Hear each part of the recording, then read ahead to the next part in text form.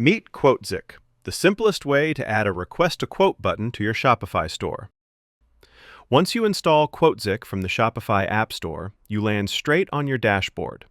At a glance, you can see your total submissions, your quote limit, active orders, and revenue, all in one clean view. Your account status and full submission list are right there too, so you're never out of the loop. Next up, the Quote Form Builder. You can customize product information fields like quantity, size, or specifications. Also customer information fields like name, email, company, or phone number. Now let's make that quote button yours. Head over to Quotezic settings and start customizing. Change the button color, style, font size, and how it appears on your product page until it feels like a natural part of your store.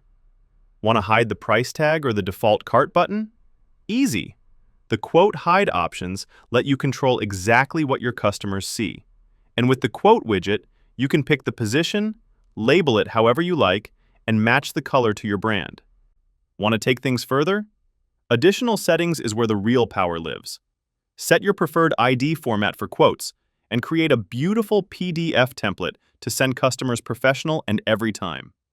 Turn on email notifications so you never miss a new quote request.